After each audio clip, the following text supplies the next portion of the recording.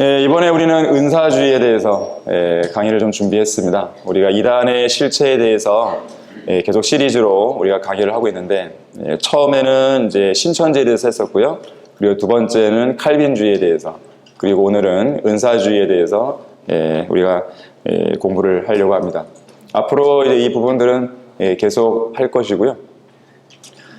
특히 이 나라에 이제 이 이단도 있지만 이단이라고 차마 불릴 수도 없는 그런 사이비 집단들도 워낙 기승을 부리고 있고 많은 사람들이 미혹되어 있기 때문에요. 그 부분도 앞으로 계속해서 다루어 나가고자 합니다. 여러분들 교재 보시면요. 첫 번째 강의 제목이 이제 거짓 은사를 자랑하는 가짜 목사들에 대한 것입니다. 우리는 오늘날 수많은 거짓말쟁이들에게 둘러싸여 있는데요. 뭐 정치적인 거짓말쟁이들이든 아니면 이 종교적인 거짓말쟁이들은 다 마찬가지입니다. 자, 성경은 우리의 대적 마귀를 가리켜서 살인자다, 거짓말의 아비다, 거짓말쟁이다 라고 분명하게 못을 받고 있습니다. 너희는 너희 아비 마귀에게서 나와서 너희 아비의 정욕을 행하고자 하는도다. 그는 처음부터 살인자였으며 진리 가운데 거하지 아니하였으니 이는 자기 안에 진리가 없음이라.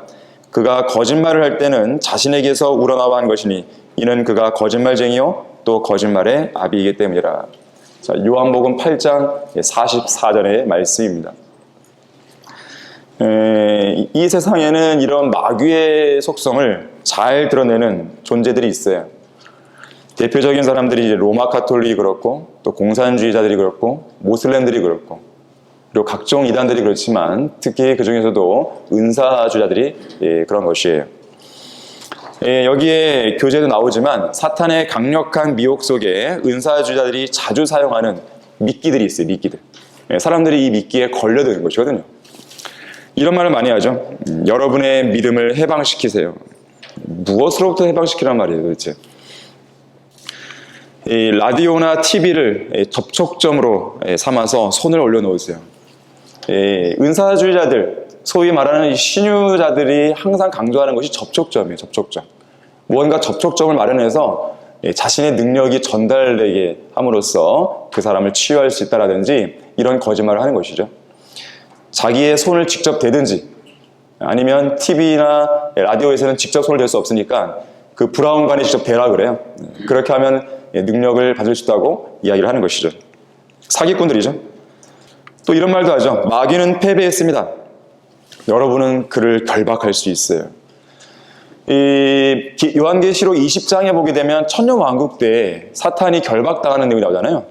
그거를 천년왕국으로 해석하는 것이 아니라 문자 그대로 받아들이는 것이 아니라 영적으로 끼워 맞추면서 바로 이 시대에 우리가 결박할 수 있다. 그렇게 이야기를 하는 거예요. 그들이 지금 결박당해 있는 것이죠. 이런 말도 하죠. 먼과 좋은 일이 오늘 여러분에게 일어날 것입니다. 여기는 여러분들에게 뭔가 좋은 일이 일어날 것이에요. 라고 하게 되면 정말 은사자들이 늘 쓰는 수법이에요. 이런 말도 해요. 성령 안에서 죽으세요. 성령 안에 죽으세요. 소위 입신이라는 말을 많이 해요. 나사렛 예수 그리스도의 이름을 명하노니 너 더러운 영아 그 사람은 나올지어다. 예수님을 흉내내는 것이죠. 또 이런 말도 하죠. 돈을 걸면서 50달러의 헌금을 하면 약속의 땅, 그러니까 카나안 땅, 그 팔레스타인 땅이죠. 약속의 땅에 진짜 흙을 무료로 보내드립니다. 마치 거기에 무슨 능력이 있는 거냐 마냥 그렇게 하는 거예요. 이 흙이 예수님이 탄생하셨던 팔레스타인 땅의 흙이 아니라고 증명하는 분께는 $1,000를 드립니다. 무슨 말일까요? 사람들을 꼬시는 거예요. 자, 50달러 대 $1,000예요. 베팅을 말하잖아요. 50달러를 내라 이러죠, 사실은. 그걸 이용하기 위해서 $1,000에 마치 어떤 포상금을 걷는 거예요. 혹시라도 이게 배송 사고가 나게 되면 당신이 횡재할 수 있는 거 아니냐. 그런 식의 이용을 하는 것이죠. 성령이여 이 헝겊에 기름 부으소서. 최근에 내가 쓴 책은 성령으로 기름 부음 받았습니다. 뭐 이런 말 하는 거예요. 자, 우리는 이런 자들을 이렇게 성경에서 확인할 수 있습니다. 거짓 은사를 스스로 자랑하는 자는 누구나 비 없는 구름과 바람 같다 그랬어요. 여기에서 구름과 바람이 바로 은사주자들 말하는 것이에요. 그렇게 비유하고 있는 것이에요. 구름과 바람에 비유되는 수많은 은사주자들은 자칭 치유의 은사를 가졌다고 이야기하고 뭐 이른 비 늦은 비 운운하면서 그렇게 사기를 치고 있지만 비는 오지 않습니다. 네, 비는 오지 않아요. 예배 내내 계속되는 부드러운 오르간 소리, 이 환자들을 혼미케 하는 그런 리듬 있는 찬송가, 동물적인 본능을 자극하는 아프리카 춤, 가짜 치유, 마귀적인 쇼, 치유자가 무당처럼 환자에게 최면을 거는 일, 또 모임 진행 중에 계속되는 집요한 헌금 강요, 자, 이런 것만 있죠. 비는 절대로 오지 않습니다. 성경에 나오는 이 환자들, 성경에서 치유받은 환자들을 보게 되면, 병자들을 보게 되면 그들은 믿음이 부족했어도 치유를 받은 경우가 있습니다. 다른 사람의 믿음으로도 치유받은 경우가 있어요. 자기 믿음이 아닌데도 불구하고. 또한 치유자를 꼭 만지는 것이 아니라 만질 수 있는 어떤 거리에만 있어도, 심지어 어떤 수건에만 덮여도, 그림자에 덮여도 치유받는 경우들이 있게 됩니다. 그러니까 아무 상관없이 하나님의 능력으로 어떠한 상황에서도 치유를 받았다는 것이죠. 꼭 그 당사자의 믿음이 신실하고 돈독해야지만 치료받았냐? 그건 아니라는 거예요. 베드로, 야고보, 요한, 바울, 이 럭커 목사님의 설명에 따르면 이들이 불러온 가벼운 바람, 아주 가벼운 산들바람은 오랄 로버츠, 케네스 코플랜드, 조용기, 김기동, 윌리엄 브랜햄, 잭 코우, 데이비드 애플라이, 자, 이런 등등의 거짓 은사주자들이 조작해낸 허리케인보다 더 많은 비를 가져온다. 그렇게 럭커 목사님은 이야기를 했습니다. 잠시 동영상을 하나 보실 텐데, 이 마귀에게 사로잡힌 은사주자들의 행각을 잠시 감상해 보시길 바랍니다.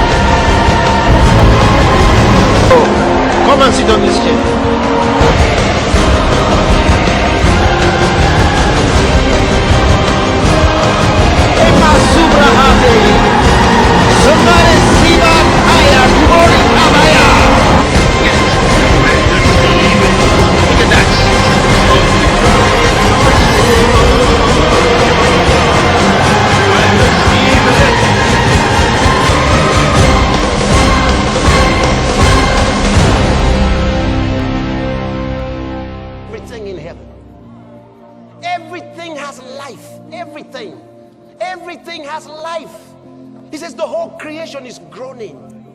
Groaning. Look what we've done to our shoes, our leather. You know, there's no...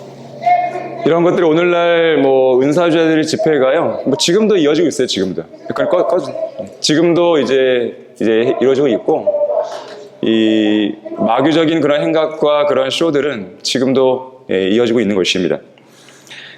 이 시간에 잠시 은사주의 그 역사와 마귀에게 점유당했던 그런 거짓말쟁이들의 그 흐름들을 쭉 여러분들에게 제시를 해드릴 겁니다. 어떻게 오늘날 이런 은사주의 교리가 정착되게 되는지 그러한 것들을 오늘 이 시간을 통해서 여러분들이 이제 확고하게 좀 아실 수 있게 될 거예요. 20세기 초 미국에서 시작된 오순절 은사주의 운동은 1895년에 이 벤자민 하딘 어원의 이 불침례 성결교회로 시작됩니다. 교회 이름이 불침례 성결교회예요. 아주 제대로 이름을 골랐죠. 이 사람은 사도행전 2장 3절에서 오순절날 성령께서 임하신 사건을 왜곡함으로써 성령께서 주시는 은혜가 이 불의 혀, 이 불타오르는 사랑의 침례, 이것을 가져온다고 주장을 했어요. 하지만 우리가 잘 알다시피 이 오순절날 나타난 것은 불이 아니라 불같은 모양으로 갈라진 혀들이었죠. 불이 아니었어요. 그 모양이죠, 모양. 나타난 그 모습이. 또한 불침례는 성령 침례가 아닙니다. 불침례는 심판의 불, 지옥의 불이죠, 지옥의 불. 이 누가복음 3장 16절을 근거로 이들은 성령과 불을 하나로 묶어요. 그분은 너희에게 성령으로 또 불로 침례를 주시리라 그랬어요.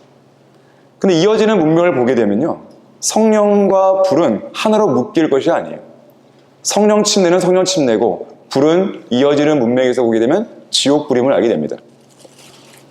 구원받은 사람들은 성령 침례를 주시는 것이죠. 구원받지 못한 죄인들은 불 침례를 받는 거예요. 지금까지도 죽어간 수많은 죄인들이 바로 그곳 지옥에서 지금도 불침례 가운데 있는 거죠. 은사주의 사기꾼들은 불에 대한 강력한 집착이 있어요. 강한 집착이 있습니다. 그래서 심지어 이 부흥 집회나 신유 집회에서는 아예 불을 내려달라 이렇게 하고 있잖아요. 여기 계신 분들 대다수, 많은 상당수가 그런 경험들 했을 것이에요. 이 시중에는 이런 책도 있어요. 꺼지지 않는 성령의 불, 성령의 불 받는 법. 대단하죠. 어떻게 불을 받을까요? 그 CCM 노래 중에는요, 이런 제목도 있어요. 불이야, 성령의 불. 무슨 어디 화재 불 난 것도 아니고 노래 제목이 불이야, 성령의 불. 언젠가도 한번 예화를 든 적이 있었는데요. 한 번은 어떤 은사주의 집회에서 사람들이 모여갖고 하나님께 기도했습니다. 불을 내려주소서, 불을 내려주소서. 그날 마침 폭풍우가 치는 날이었습니다. 불을 달라는 교인들의 간절한 기도가 곧바로 응답이 됐어요. 벼락이 떨어져갖고요, 그 집회에 불이 붙어버렸습니다. 그러다 깜짝 놀란 교인들이 다시 이렇게 기도했어요. 하나님, 우리가 달라고 했던 불은 이게 아닙니다. 이 불을 거두어 주십시오. 그래서 이 사람들이 그 이후로는 다시는 그런 기도를 안 했다 그래요. 하나님을 알지 못하는 자들과 우리 주 예수 그리스도의 복음에 순종치 아니하는 자들을 불길 가운데서 벌하시리니 이런 자들은 주의 임재와 그의 능력의 영광으로부터 떠나 영원한 멸망의 영광을 받게 될 것이라고 했어요. 성경을 알아야 이렇게 무지하게 행동하진 않죠. 이후에 20세기 1900년에 접어들면요, 이 오순절 운동이 급물살을 타기 시작합니다. 자, 1900년대 초반이에요. 1901년에 변개된 미국에서 영어 성경, 변개된 성경 ASB가 나옵니다. 자, 변개된 성경이 나오는 시기, 배교의 시기, 오순절이 급물살 타는 시기 다 일치합니다. 누구의 역사냐면 사탄의 역사인 것이에요. 성령의 역사가 아닙니다, 결코. 이 당시에 감리교 부흥사였던 찰스 팜이라는 사람은 1901년 미국 캔자스주 토피카에 이 베델 성서 신학교를 세웁니다. 자, 이것이 오늘날 오순절 은사주의 운동의 이 발원지가 됩니다. 이 사람도 사도행전 2장에 오순절 사건을 오해하게 돼요. 그래서 이 성령 침례의 성경적 증거는 방언이다. 여기에 이 사람이 집착합니다. 그러면서 자기가 이제 아까 신학교를 세웠다 했잖아요. 그 신학교 학생들에게 이 부분을 막 가르쳐요. 그래서 신학교 학생들은 이 말을 굳게 믿고 3일 동안 밤낮 쉬지 않고 성령 침례를 구했다고 그래요. 그러던 중에 1901년 그것도 1월 1일 새벽 여명이 밝아올 무렵에 이 사탄이 역사하게 되는데 이름이 에그니스 오즈만 여학생입니다. 이 여학생이 갑자기 방언을 시작했어요. 그리고 뒤이어 다른 신학생들도 그 여학생을 보면서 더 간절히 부르짖었겠죠. 결국 그들도 함께 방언을 하게 됩니다.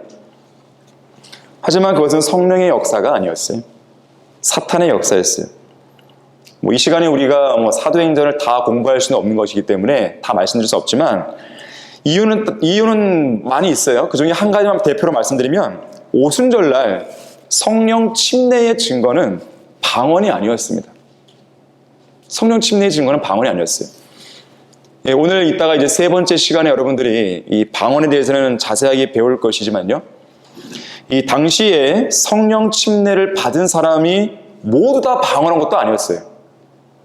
그 중에서 120명 정도가 모여 있었는데 그 중에서 이 11사도, 갈릴리 출신의 11사도만이 방언을 했던 것을 우리는 사도행전 2장에서 확인할 수가 있는 것입니다. 여러분들이 그 은사주자들을 만났을 때 이 방언에 대해 뭐라고 하잖아요. 그러면 딱 두 가지만 보여요. 두 가지만. 첫 번째는 사도행전 2장 8절 11절 보시겠습니다. 두 가지만 보여주시면 되는데요. 사도행전 2장 8절 11절 방언은 외국어라는 사실을 짚어주시면 돼요. 당시 오순절날 이 방언을 했던 이 사도들의 말을 들었던 사람들이 이런 말을 하는 거죠. 그런데 어떻게 해서 우리 각 사람이 우리가 태어난 곳의 고유 언어로 말하는 것을 듣게 된단 말인가. 11절도 보세요. 크레테인과 아라비아인들은 그들이 우리의 언어로, 언어의 언어, 방언은 외국어라는 것을 알려주시면 됩니다. 두 번째로는요, 방언은 표적이에요, 표적. 자, 고린도전서 1장 22절 보겠습니다. 이따 방언에 대해서 자세하게 배우십시오. 고린도전서 1장 22절 보시면 표적은 누가 구해요? 유대인들이 구하죠. 여기 나오잖아요. 유대인들은 표적을 구하고 헬라인들은 지혜를 찾지만 구원받은 우리는 뭘 찾아요? 십자가에 못 박히신 그리스도를 전파하노니 이것이 유대인들에게는 거치는 것이 되고 헬라인들에게는 어리석은 것이 되지만 부르심을 받은 사람들에게는 유대인들에게나 헬라인들에게나 그리스도는 하나님의 능력이요 또 하나님의 지혜니라 라고 분명히 말씀하죠. 우리가 찾는 것은 표적이 아니에요. 십자가에 달리신 예수 그리스도시죠. 거기 고린도전서 14장 22절 보세요. 14장 22절 방언이 누구를 위한 표적인지 보세요. 아까 유대인들은 표적을 찾는다고 말씀드렸고요. 14장 22절 보니까 그러므로 방언들은 믿는 사람들을 위한 것이 아니라 우리는 믿는 그리스도인들이잖아요. 우리를 위한 게 아니란 말이에요. 방언은. 그럼 누구를 위한 거예요? 믿지 않는 사람들을 위한 표적이지만 그랬어요. 아까 표적은 누가 구한다고요? 유대인들이. 그럼 두 구절을 합치면 어떻게 되는 거예요? 믿지 않는 유대인들을 위한 표적이다 라는 결론을 우리는 내리게 되는 것이에요. 믿는 그리스도인들에게는 표적이 필요 없습니다. 우리는 보고 믿는 사람이 아니에요. 굳이 방언이 있어야 오늘날 사람들이 말하는 그 방언은 마귀적인 것이지만 그걸 또 100번 양보해서 방언을 인정한다 치더라도 방언은 믿는 그리스도인을 위한 게 아니란 말이에요. 믿는 그리스도인들은 방언이 있든 없든 아무런 문제가 없습니다. 우리는 표적을 구하는 사람들이 아니기 때문에 그래요. 이 두 가지만 보여줘도 은사주들의 방언의 문제는 해결이 되는 거예요. 그 이후에 어떤 걸 이야기한다 하더라도 그건 아무런 의미가 없습니다. 그 사람들이 그렇게 주장한데요. 의미가 없어요. 한 번은 러크만 목사님이 어느 늦은 밤 주유소에 들렸을 때 일입니다. 자동차에 기름을 넣고 있는데 일단의 오순절 은사주의자들이 그들의 악기들을 가득 실은 차량 한 대가 주유소로 들어왔어요. 러커만 목사님은 기름값을 지불하고 나서 그들 가운데 17살 정도로 보이는 한 소녀에게 예수님을 믿으라고 전도지를 건네줬다고 그래요. 그런데 이 소녀가 이 웃음을 지으면서 아주 사랑스럽고 달콤한 목소리로 이렇게 말했다고 합니다. 어머, 선생님도 그리스도인이세요? 그래요, 아가씨. 그렇다면 성령 침례를 받은 초기 증거로 방언할 수 있으세요? 물론이죠. 러커 목사님이 대답했다 그래요. 그러면서 이 소녀를 놀려주려고 이 은사주의 브라운스빌 교회의 교인들이 하는 것과 똑같은 흉내를 내기 시작했다 그래요.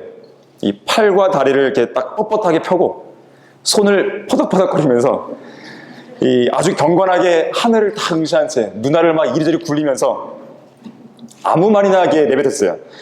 에타 슈나임 샬루샤 알바웨이 마을투트 딱 그러니까 이 말을 방언으로 간주한 소녀가 아주 감동을 해갖고요. 이 손뼉을 치면서 자기랑 같이 왔던 일행들에게 이렇게 말하는 거예요. 얘들아, 이분도 방언할 줄 아셔. 정말로 잘하셔. 그때 러커 목사님이 이 토하는 줄 알았다고 그렇게 얘기를 하셨는데 그러면서 그런 말씀하시는 거예요.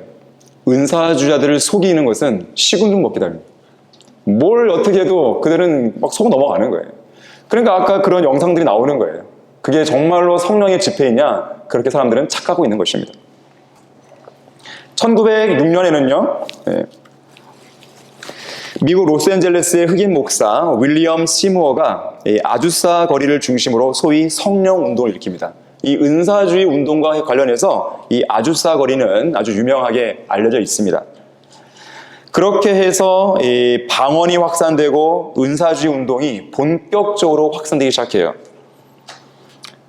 여기 보이는 모습이 당시의 아주사 거리의 모습이에요.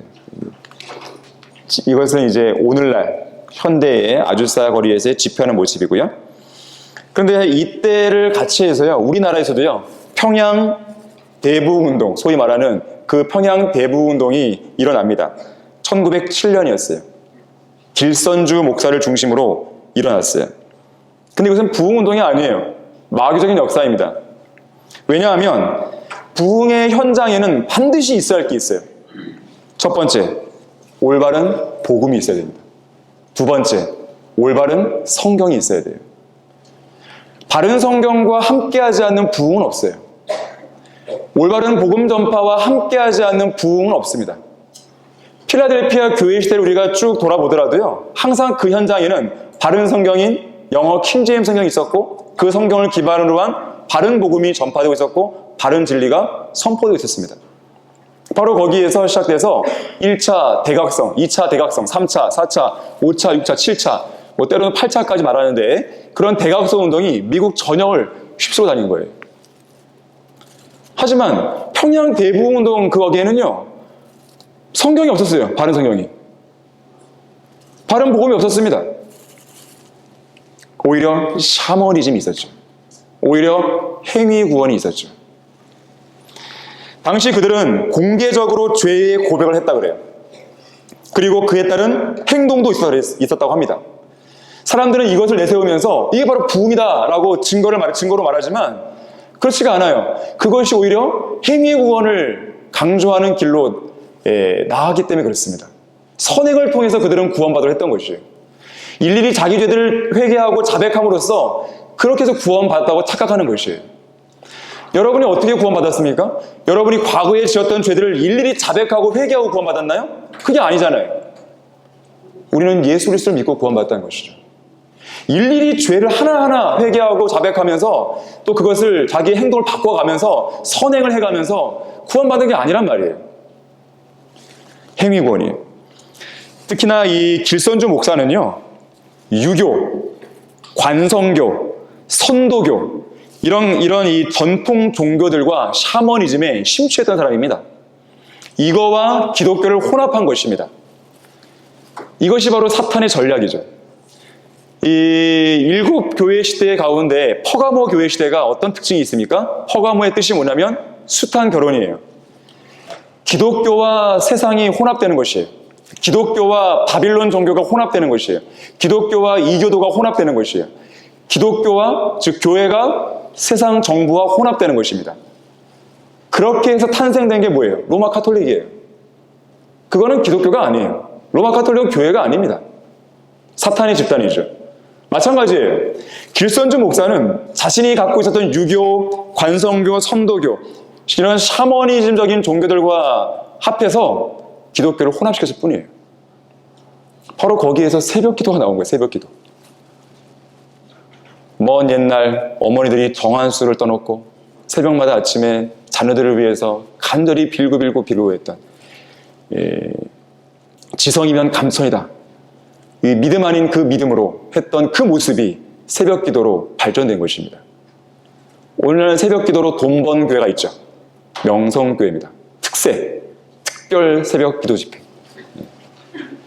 이 새벽 기도는 우리나라만 있었어요. 우리나라에 시작된 것입니다. 다른 나라에서 새벽 기도를 하고 있다는 것은 뭐냐면 우리나라에서 배워간 거예요. 역수출. 한국식 기독교가 역으로 나가버린 것이에요. 우리나라에서 배워간 것이에요. 한국식 기독교예요. 창피한 일이에요. 창피한 일은.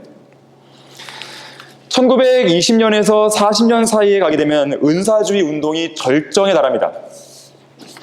특히 오순절 교회의 여자 목사 에이미 샘플 맥퍼슨이 등장해요. 이 여자는 1923년에 사중복음 교회를 세우게 됩니다. 조용기 목사의 오중복음이 그냥 나온 게 아니에요.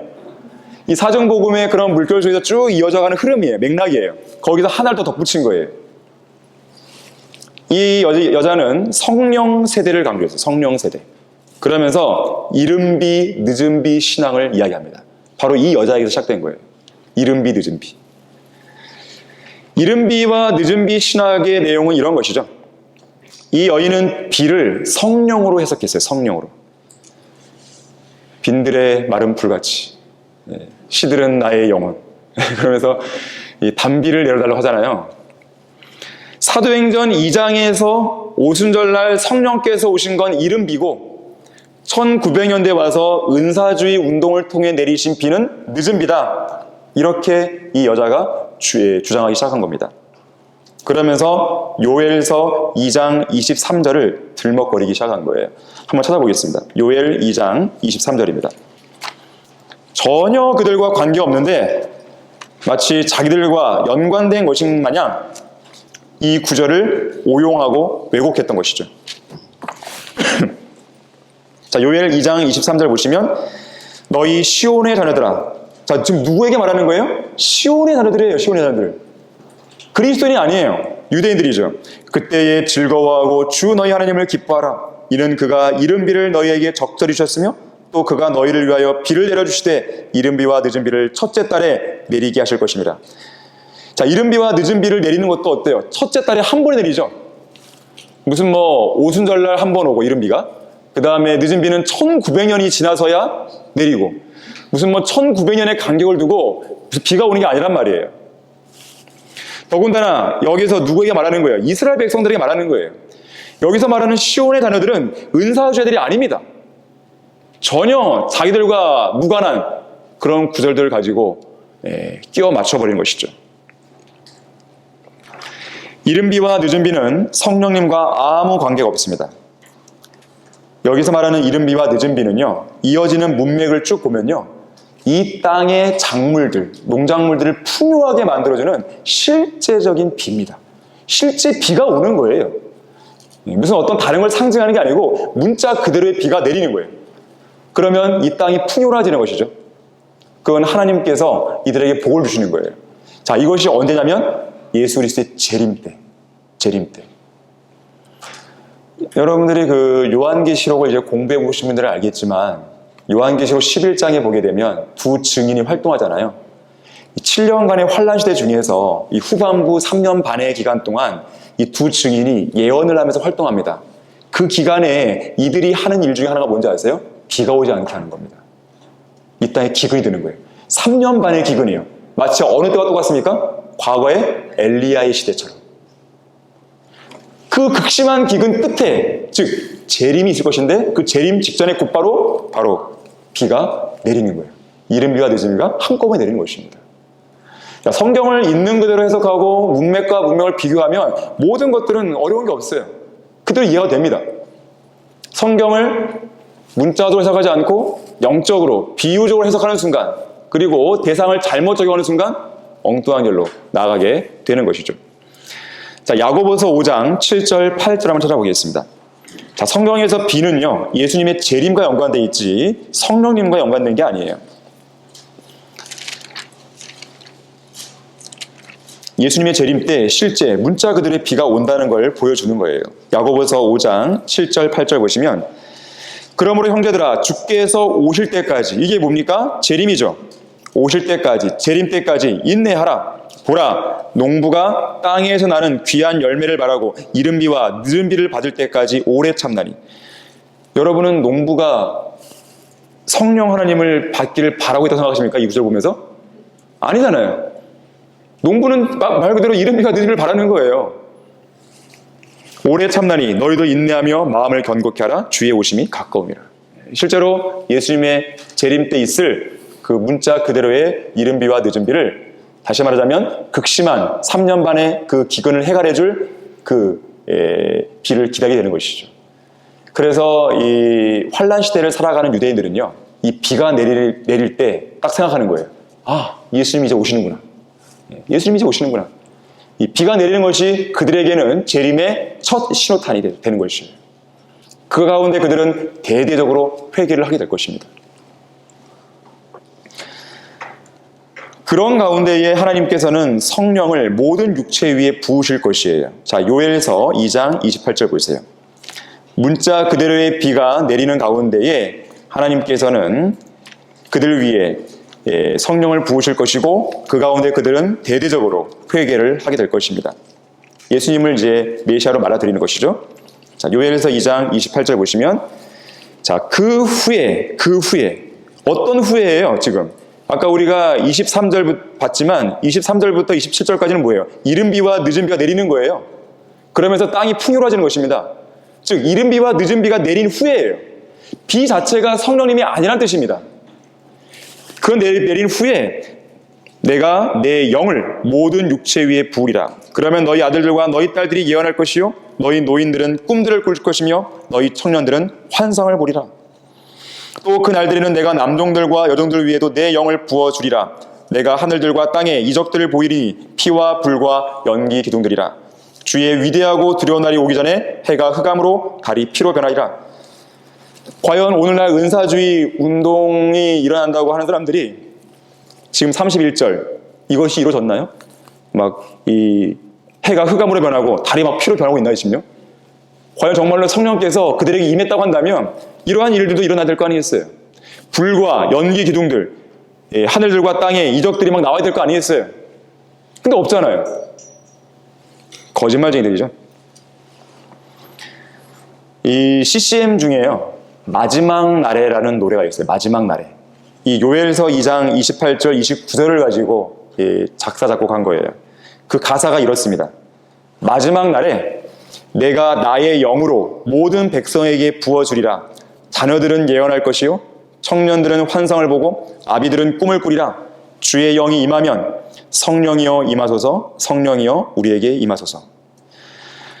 그런 식으로 성령이여 임하소서라고 간절히 부르짖고 불길 같은 성신여 하면서 노래를 부르는 청년들이 환상을 보고 꿈을 꾸게 된다고, 또 방언한다고 고래고래 소리를 지르며 두 손 들고 막 집회에 참석하는 것이죠. 아까 그런 모습들처럼요. 저도 이 과거에 이 정도까지 심하지는 않았지만 어딘가 중국 단기 선교를 갔다 온 적이 있었어요. 그래서 어느 지역에 갔다가 중국에는 자전거가 유명하잖아요. 자전거를 타고 오는데 비가 막 내리는 거예요. 그때 제가 알고 있었던 노래가 빈들의 마른 불같이였어요. 그 노래를 내가 부르면서 이제 달려오면서 얼마나 감동받았지 몰라요. 무지하니까 그런 짓을 하는 거예요. 무지하니까. 자, 20세기 중엽 1940년대 후반부터 은사주의 운동은 예언, 환상, 기적, 병고침 등을 본격적으로 강조하기 시작했습니다. 특히 윌리엄 브랜햄이 늦은 비 운동을 더 강하게 일으켰고 환상과 예언을 강조했어요. 특히 이 사람은요, 사도직과 선지자 직분이 계승된다, 이렇게 거짓말을 했습니다. 그러한 사도의 은사들이 전가가 된다, 이렇게 얘기한 거예요. 그러면서 기적 집회를 열기도 했고요. 하지만 이 사람은요, 삼위일체를 부인하는 사람이에요. 인간의 원죄와 예수 그리스도의 십자가의 필요성도 부정한 사람입니다. 자, 성경과 역사가 인정하는 유일한 사도적인 계승은 사도들의 사역 아래서 개종한 사람들의 계승 외에는 없어요. 이것을 가지고 사기치는 자들이 바로 로마 카톨릭과 은사주자들입니다. 자, 이 즈음 또 한 명의 여자 목사가 등장합니다. 바로 캐더린 쿨만이라는 여자예요. 이 여자는 병 고치는 집회들을요 아주 확산시킵니다. 수많은 자들이 여기에 참여해요. 그녀는 어느 날 설교 도중에 몇몇 교인들이 병 고침을 받았다고 말하면서부터 믿음을 통한 신유, 이것을 강조하기 시작합니다. 오늘날의 모든 신유는 이 여자에게 나왔다고 해도 과언이 아니에요. 이 여자에게서 많은 사람들이 영감을 받아서 은사주의 목사들이 활동하고 있습니다. 거의 교재 11페이지에서요. 두 번째 단락, 교재 11페이지 두 번째 단락 다섯 번째 줄 보시면 늘 이런 이야기를 해요. 이 여자가. 오르간 전주곡이 딱 끝나요. 그러면 그녀는 항상 청색이나 흰색의 긴 예복을 입고 무대 위에 나타납니다. 여기도 지금 흰색 옷을 입고 있는 거예요. 그러면 모든 회중이요 자리에서 일어나요. 그녀를 맞이하기 위해서. 그러면 이 여자는 이렇게 말하곤 하죠. 오늘 이 자리에 참석하신 여러분 모두에 대해 매우 기쁘게 생각합니다. 성령께서 우리 가운데 크게 역사할 것입니다. 그 말을 한마디를 해요. 그 말이 끝나면 기대감에 찬 수천 명의 사람들이 찬송을 부르면서 분위기가 막 고조됩니다. 그리고 고조가 되면 그녀가 기도하고 간단히 설교를 마치면서 갑자기 이런 말을 해요. 저 위쪽 발코니 두 번째 줄에 있는 사람이 방금 암이 나왔습니다. 17번째 줄에 있는 소녀의 폐병이 나왔습니다. 지금 병이 나은 사람들 다 무대 위로 올라오세요. 이렇게 해요. 그러면 그 사람들 올라와요. 올라오게 되면 이 여자가 그 사람들의 머리 위로 두 손을 올리고 기도합니다. 그럼 약속이나 한 듯이 벌러덩 넘어지기 시작하는 거예요. 오늘날의 은사주의 집회의 시초라고 볼 수 있습니다. 이런 신유 집회. 그런데 거기 박스 내용 보시게 되면요. 예수님께서 제자들을 부르셔서 이 마귀들을 다스리고 병을 고치는 권세들을 주셨을 때요. 이들은 뭘 했냐면 거기 중간쯤 박스 안에 중간쯤 보게 되면은 이 굵은 글씨로 성경 구절이 있어요. 이 고을마다 돌아다니면서 복음을 전파하고 가는 곳마다 병을 고쳤다 그랬습니다. 이게 핵심이에요. 정말로 어느 누군가가 이 시대에 이 치유의 그 신유의 은사가 있어서 정말로 있어서 할 수 있다고 한다면 그는 집회를 열 것이 아니라 마을마다 도시마다 돌아다녀야 돼요. 중환자실을 타러다닙니다. 암병동을 타러다녀야 돼요. 다니면서 복음을 전하고 고쳐줘야죠. 근데 그들은 그렇게 안 하잖아요. 그리고 고쳐줄 때에 돈을 받고 고쳐주는 게 아니에요. 무료로 해야죠. 근데 그들은 안 하잖아요. 자, 그것만 보더라도 그들이 사기꾼인 것을 알 수 있는 거예요. 특히나 이 코로나 형국이 얼마나 그들에게는 절호의 기회 아닙니까? 그들의 능력을 보여줄? 위중증 환자들 찾아가야죠. 가서 고쳐줘야죠. 하지만 그들은 못하는 겁니다. 왜 못할까요? 사기꾼이니까 못하는 거예요. 사기꾼이니까요.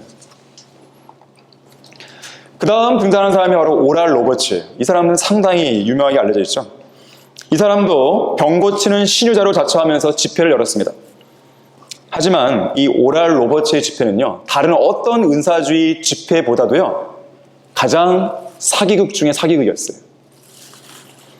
이 보통 은사주의 목사들이 마귀들을 쫓아내는 의식을 할 때요, 이 환자들, 병자들 그 밑바닥에다가요, 이 강한 전기판을 깔아놓는다 그래요.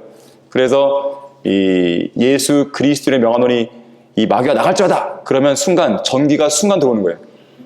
그러면 그 전기 충격으로 이 사람들이 나가 자빠지는 것이죠.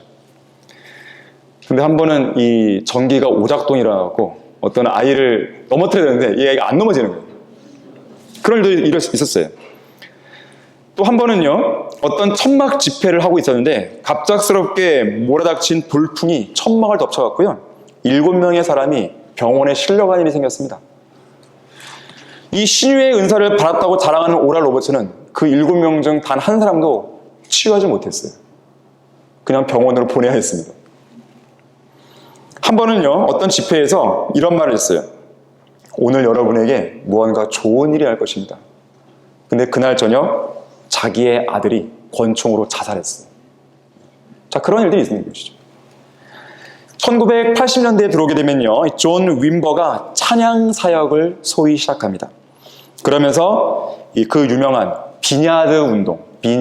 이 비냐드가 뭡니까? 포도원이에요, 포도원. 직역하면 포도원 운동이에요.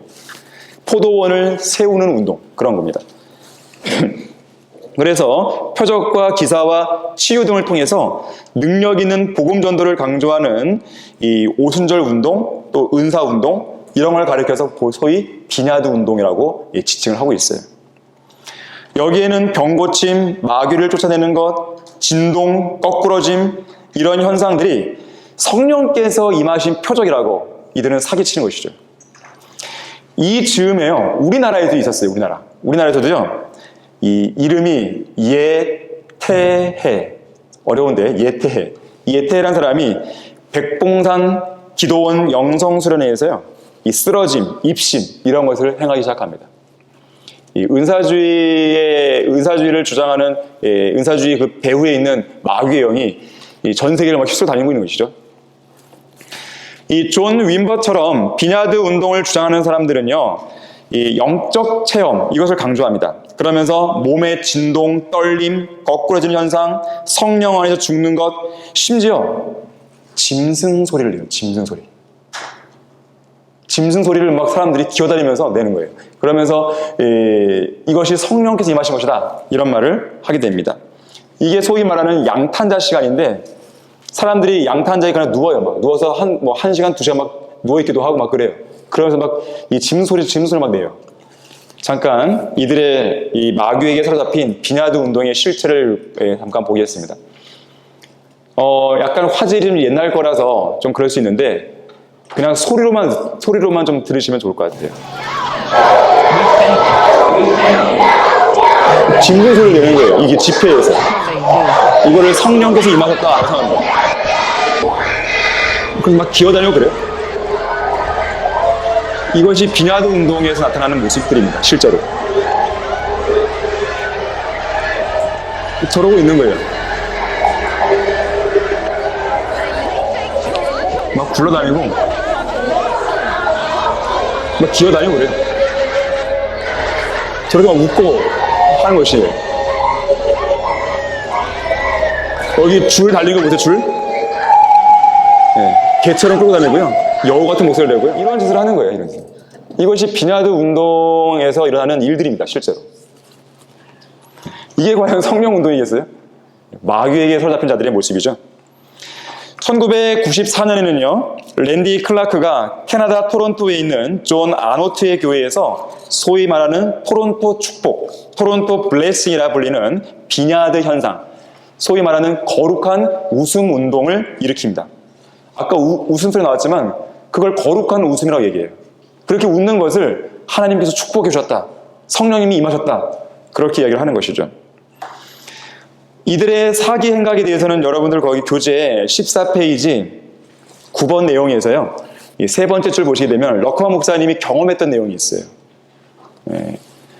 러커 목사님은 은사주의 집회도 참석을 했습니다. 그들이 얼마나 이 사기를 치는지 보시기 위해서 가서 이제 보신 것이죠.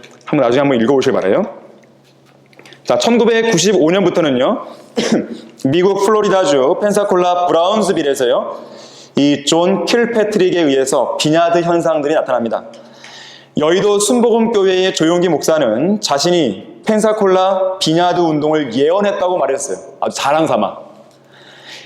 악령으로 사로잡힌 것이죠. 그러니까 또 이영훈 목사와 더불어서 그 운동을 인정하고 추천했습니다. 이 브라운스빌에서 지금도 일어나고 있는 이런 마귀의 역사에 대해서는요, 러커 목사님이 쓰신 책 은사주자들의 광란, 여기에 자세하게 나와 있어요. 거기 교재 15페이지는요, 그 책에서 다루지 않은 몇 가지 내용들을 기록해 놓았는데요, 이것만 봐도 마귀에게 이들이 사로잡혀 있음을 보게 됩니다. 거의 몇 가지만 쭉 그냥 훑어보게 되면 머리를 막 흔들고 경련을 일으키고 멍하니 술에 취한 상태에 있고 머리가 혼미하고 또 성령 안에서 이상한 춤을 추고 어떤 사람은 복도에 쓰러져 있고 심한 울부짖음과 신음을 하고 또 어떤 사람은 번갯불 같은 게 날 쳤다 막 그런 말 한다는 말이죠. 나는 벽을 막 두드려 쳤고 미끄러 넘어졌고 이런 말을 하는 거예요. 또 킬패트릭 목사가 나를 향해 바람을 불었을 때 그 바람은 나를 완전히 때려눕혔다 그랬어요. 아까 봤던 그 바람 일으키는 것이요, 이 킬패트릭에서 시작된 것입니다. 서서히 은사주의 물결 중에서 하나씩 뭐예요? 덧붙여지는 거예요. 자, 이런 것이 비나드 운동의 실체입니다. 자, 여기서 한 걸음 더 나간 사람이 바로 피터 와그너라는 사람이에요. 이 사람은 소위 신사도 운동을 주장합니다. 신사도 운동. 그러면서 이 은사주의 물결을요, 이렇게 표현해요. 1900년대 초 미국 아주사 방언 운동을 제1의 성령의 물결이다.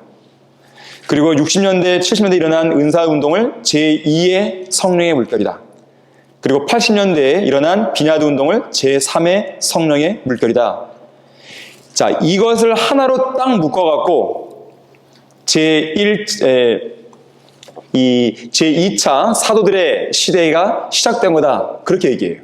그러면서요, 심지어 2000년에는요, 이 과테말라시에서 자기가 12명을 사도로 뽑아놔요. 그러면서 사도의회를 구성합니다.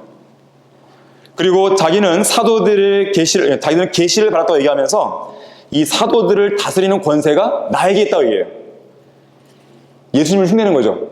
마태복음 28장 19절 20절에서 하늘과 땅에 있는 모든 권세를 내게 주셨으니 했단 말이에요.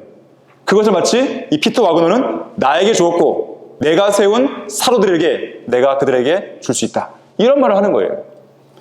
근데 이걸 듣고 속는 거예요, 사람들이. 그러면서 이렇게 말해요.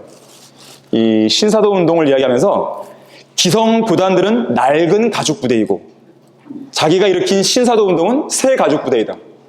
정말 엿장수 마음대로 자기가 막 성경을 해석해 버리는 거예요, 그냥. 자, 제2차 사도들의 시대, 그런 건 없습니다. 특히 성경은 낡은 가죽 부대는 이스라엘이고 새 가죽 부대는 새 포도주라는 사실을 분명하게 잘못 나왔네요. 새 가죽 부대는 이제 교회라는 사실을 이제 보여주고 있는 것이죠. 마지막으로요, 우리나라에는요, 안녕하세요 성령님이라는 책으로 유명해진 이 큰 사기꾼 베니인이 있습니다. 여기 지금 조용기 목사와 함께 찍은 사진이에요. 어떤 집회에서. 여러분 거기 교재 17페이지요. 마지막 달락 한번 보세요. 교재 17페이지 마지막 달락을 보시면 이렇게 얘기했어요. 2년 내에 안경을 끼고 긴 머리를 한 이탈리아인이 새로운 교황으로 등장할 것이고 또 2년 안에 이슬람 교회에서 개종한 한 이집트 청년의 복음 전파로 수십만 명의 이슬람 교도들이 그리스도를 영접할 것이다라고 이 사람이 예언합니다. 그런데 그런 일은 없었어요. 사람들은 장례식을 추수할 것이고 그들의 죽은 자들을 관에 넣은 채로 텔레비전 앞으로 들고 와서 하나님의 능력이 그들을 만지길 기다릴 것이다. 당신이 오늘 하나님께 헌금하겠다고 서약하면 그대의 심장병을 오늘 밤 치료해 줄 것이다. 불특정 다수를 향해서 그냥 이런저런 아무 말이나 짓거리고 있는 것이에요. 특히 이 사람의 유명한 장풍이 장풍. 옷 한 번 휘두르면요, 앞에서 첫째 줄에서 한 10번째 줄? 여기 있는 사람 다 넘어지겠네요. 그렇게 되는 것이에요. 한번 보시겠습니다. 베니인의 이 집회 장면이에요.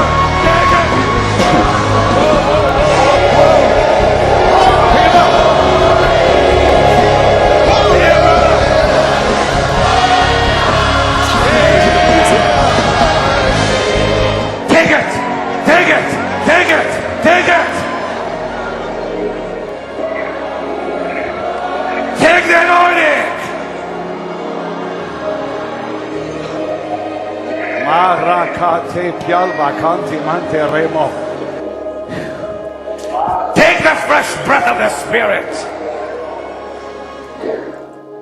Take the fresh breath of the Spirit.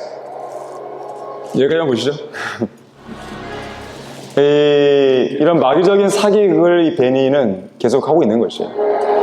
근데 중요한 것은요, 이 사기꾼이 이런 식으로 해서 사람들을 미혹했잖아요. 그러면서 그가 벌어들인 돈이 얼마인지 아십니까? 미국 NBC 방송국 데이트라인 이 프로그램과의 인터뷰에서요, 베니히는 자신의 연간 수입이 50만 달러, 그러니까 5억 6천만 원이 넘는다 그래요. 연간 수입이. 근데 실제로 보면요, 100만 달러가 넘습니다. 11억 3천만 원이 넘는 것이죠. 또 태평양이 바로 앞에 보이는 곳에 이 베니인의 집이 있습니다. 7개의 방이 있고요. 그 안에는 8개의 목욕탕이 있습니다. 도대체 목욕탕이 그렇게 많아서 뭐 하겠는지 모르겠어요. 10대의 자동차가 주차할 수 있는 주차 공간을 보유한 초호화 대저택입니다. 집값이 350만 달러, 약 40억 원이에요. 또 차는요, 메르세데스 SUV와 컨버터블을 타고 다니는데 이 차값만 해도요, 각각 8만 달러씩이에요. 1억 원 차예요. 또 집회 때마다 개인 전용 비행기를 타고 다니는데 유지비만 1년에 약 17억 원. 또 각 지역과 국가를 돌아다니면서 집회할 때마다 최고급 호텔에 최고급 스위트룸에만 머뭅니다. 그 비용이 하룻밤에 113만 원이에요. 때로는 340만 원. 하룻밤에. 결론적으로요. 거의 교재 17페이지. 그 18페이지를 보는 게 낫겠네요. 다른 것들 다 말씀드렸기 때문에 18페이지요. 맨 마지막 부분에 성경 구절 하나가 있습니다. 내가 너의 행위와 수고와 인내를 알며 또 내가 어떻게 악한 자들을 용납지 아니한 것과 자칭 사도라지만 아닌 자들을 시험하여 그들이 거짓말쟁임을 찾아낸 것과 또 내가 참고 인내하며 내 이름을 위하여 수고하고 지치지 않은 것을 아노라. 자, 에베소 교회 시대에는요, 바로 사칭 사도라는 자들을 시험해서 분별해낸 것이에요. 하지만 이 배교한 라오디게아의 교회 시대에는 이 거짓말쟁이들을 분별하지 못하는 수많은 사람들이 속고 있는 것이죠.